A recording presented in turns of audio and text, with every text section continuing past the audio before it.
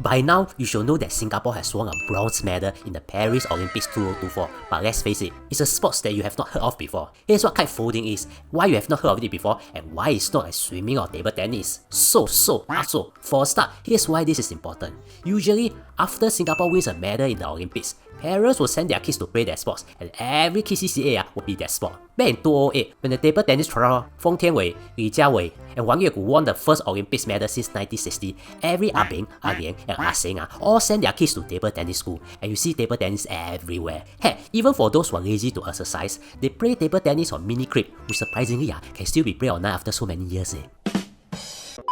In 2016, after Joseph Schooling came back with a gold medal, swimming pools were filled with people who didn't know how to float, and Chao Hui temporarily became Singapore's national dish. Therefore, with Max Maeder coming back to Singapore with a bronze medal for kitefoiling, I'm sure soon Changi Beach and East Coast Park will be filled with parents telling their friends that their kids will be the next Olympics medalists. But here's the thing, this time it might be different, and it might really come true for them. You see, table tennis or swimming are sports that we are all familiar with the Olympics having always have these events. However, kite folding itself is actually rather new. Before you need to know about kite folding, you need to know about windsurfing, which you might be familiar with. Basically, a person balances himself on a board that is attached to some kind of a sail, whereby the wind will then blow and the person will move along with the so-called boat. You have seen people competing in this before, since it has been in the Olympics since 1984. But here's the thing, for this, there's another type called kite surfing.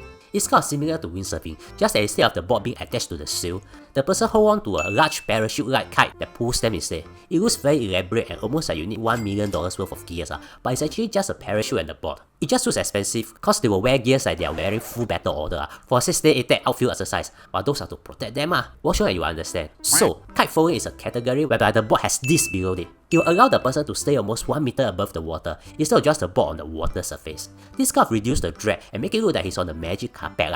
It's not easy. You need to control the kite and the direction you are moving, not just with your hand, but even your feet. It can go up to almost 82 km/h. That's almost a speed limit of an expressway. Yeah, this is why lots of protection is needed. Now, as you can see, a lot depends on the winds, which is why if you remember, the final was actually postponed once as the wind condition wasn't ideal. In fact, it actually did start, but when the wind conditions were so bad that when the person wasn't able to get his kite up, it was postponed. But here's the most interesting part. Before 2024 Olympics, there was no kite folding event in the Olympics. There were windsurfing events, but not kite surfing. This effectively means that yes, it's something very, very new. This is also why you have not heard of any promising kite folding before Paris 2024. Of course, I bet if all Gombingan's assets then Laos Race 2028 will all be rooting for kite folding and your friends' kids CCA will be kite folding. In the meantime, you can watch this video to know more about the Paris 2024 opening controversies. And thank you for spending almost 3 minutes with me. I really appreciate it.